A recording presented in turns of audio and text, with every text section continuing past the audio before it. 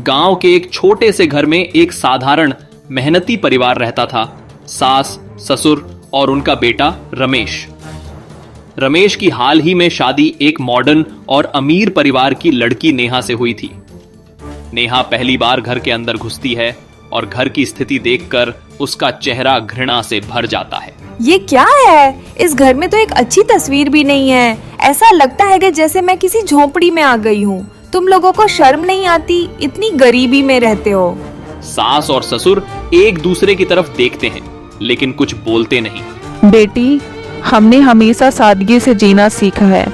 हमारे पास जो भी है उसी में खुश रहते हैं। खुश? मैं यहाँ कैसे खुश रह सकती हूँ? मेरी लाइफस्टाइल तो बहुत अलग है। अब इस घर को मेरे तरीके से चलाना होगा। नेहा ने धीरे धीरे घर में अपना हुक्म चलाना शुरू कर दिया। उसने हर छोटी चीज के लिए सास ससुर को ताने मारने शुरू कर दिए। ये क्या हालत बना रखी है घर की? इस जगह पर कोई भी इंसान कैसे रह सकता है? गैस भी नहीं है, चूल्हे पर रोटी बना रहे हो। कितने पिछड़े हो आप लोग। बेटी, हमारे पास इतने ही साधन है। हमने हमेशा मेहनत से कमाया है। सुख सुविधा कम है पर संतोष बहुत है। संतोष? आप लोग किस जमाने में जी रहे हो? ये सब अब चलता नहीं है। मैं यहाँ नहीं रह सकती इस गरीबी में। कुछ तो बदलना पड़ेगा। रमेश अपने पिता के साथ खेत से लौट रहा है। दोनों पसीने से तरबतर हैं। घर में नेहा गुस्से में बैठी होती है। नेहा, खाना तैयार है, बहुत भूख लगी है। खाना? इस हालत में कौन खाना बनाएगा? यहाँ सब कुछ गंदा और पुराना है। तुम्हें लगता है मैं तुम्हारे इस गांव के माहौल में ढल जाऊंगी? नेहा, थोड़ा समय दो, हम अपने तरीके से सब ठीक कर लेंगे। तुम्हारा ये हम शब्द सुनकर मुझे चिढ़ होती है। यहाँ मैं ही सब बदलूंगी। रात का समय है। सास ससुर चुपचाप आंगन में बैठे हैं और नेहा अपने कमरे में लगी लाइट्स और महंगे फर्नीचर के बारे में शिकायत कर रही है। इस घर में कोई अच्छा फर्नीचर नहीं है, न ढंग की लाइट्स। मैं अपने पापा से कहकर नए फर्नीचर मंगवा रही हूँ और ये सादगी भरा जीवन अब बर्दाश्त नहीं कर सकती। बेटी, हमने अपने बेटे की शादी तुम्हारे अमीर परिवार से इसलिए नहीं की कि तुम हमारे ऊपर राज करो। हम थोड़े गरीब हैं, पर हमारा स्वाभिमान भी है। स्वाभिमान? अगर मैं चाहूँ तो इस घर का सारा काया पलट कर दूं। मुझे इस छोटी सी जगह में बंद कर नहीं रहना। ये क्या बेस्वाद खाना है? तुम लोग क्या सच में खाना बनाना जानते हो? मेरे शहर में तो इससे अच्छा खाना नौकर भी नहीं बनाते। बेटी, हमने हमेशा ऐसे ही खाना खाया है। अगर तुम्हें कुछ और चाहिए तो मैं दोबारा बना देती हूँ। कोशिश? तुम लोग कुछ नहीं कर सकते। अब से मेरे हिसाब से खाना बनेगा और अगर नहीं बना तो मैं इस घर में नहीं रहूंगी। नेहा ने सास ससुर को घर के सारे काम करवाने का आदेश दे दिया, जबकि खुद दिन भर आराम करती या फोन पर अपने दोस्तों से बात करती। एक दिन उसने सास को गर्मी में धूप में काम करते देखा और फिर भी उसे और काम करने का हुक्म दिया। माँ, यहाँ आओ। ये जो बर्तन है इनको अच्छे से धो। और हाँ, ये सफाई ठीक से नहीं हुई है। मुझे सब कुछ चमचमाता हुआ चाहिए, समझी? बेटी, मैं कर दूंगी लेकिन थोड़ा वक्त लगेगा। वक्त? मेरे पास वक्त बर्बाद करने के लिए नहीं है। तुम अगर काम नहीं कर सकती तो किसी और को बुलाओ। लेकिन मुझे यह घर साफ सुथरा चाहिए, जैसे मेरे मायके का घर होता है। ससुर भी ये सब देख रहे थे पर कुछ नहीं कह पाए। वे जान गए थे कि अब घर में नेहा का शासन है और उन्हें चुपचाप सहना होगा। एक दिन ससुर ने नेहा से कुछ कहने की कोशिश की, जब उसने उन्हें बेवजह डांटना शुरू किया। बेटी, थोड़ी शांति से बात करो।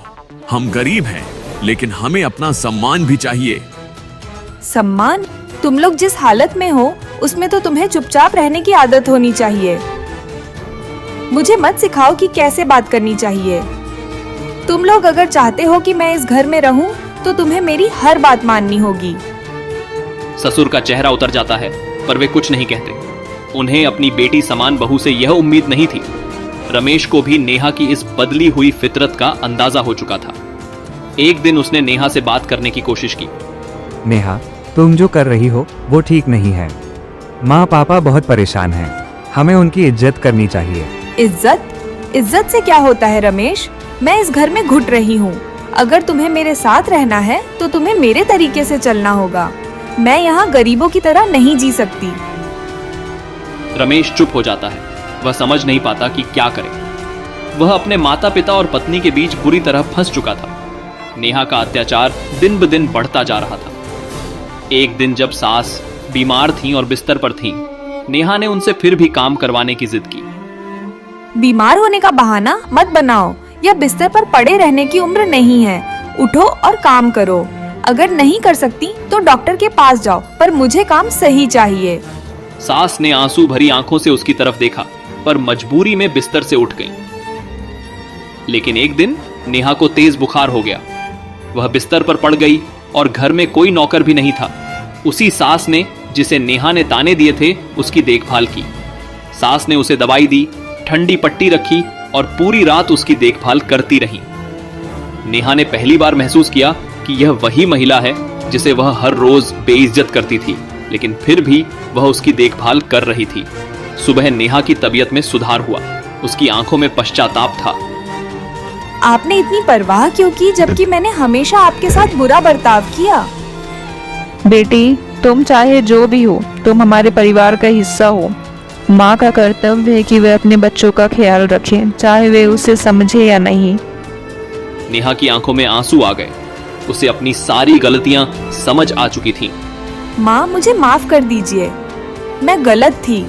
मैं इस घर की हालत और आपके प्यार को समझ नहीं सकी। आपने मुझे बिना किसी शिकायत के अपनाया और मैं आपकी बहू होते हुए भी आपका सम्मान नहीं कर सकी। बेटी, रिश्ते गलती सुधारने के लिए ही होते हैं। हम सब इंसान हैं और इंसान से ही गलती होती है। तुमने सच्चे दिल से माफी मांगी, यही हमारे लिए काफी है। नेहा अब बदल चुकी थी। सास ससुर की ममता और रमेश के धैर्य ने उसके दिल को छू लिया था। उसे अपने किए पछतावा होने लगा था। ससुर भी पास खड़े यह दृश्य देख रहे थे। नेहा ने धीरे धीरे घर के कामों में हाथ बंटाना शुरू कर दिया। वह सास ससुर के साथ रसोई में जाती, काम करती और अब वह खुद अपने ससुराल की परंपराओं और रहन सहन का आदर करने लगी थी। रमेश भी यह बदलाव देखकर बहुत खुश था। उसे अपनी सारी गलतियां समझ आ चुकी थी। नेहा ने अपने सास ससुर से माफी मांगी और अब वह उनकी तरह ही मेहनत करने लगी। उसने समझ लिया कि प्यार, दयालुता और सहनशीलता से बड़ा कोई धन नहीं होता।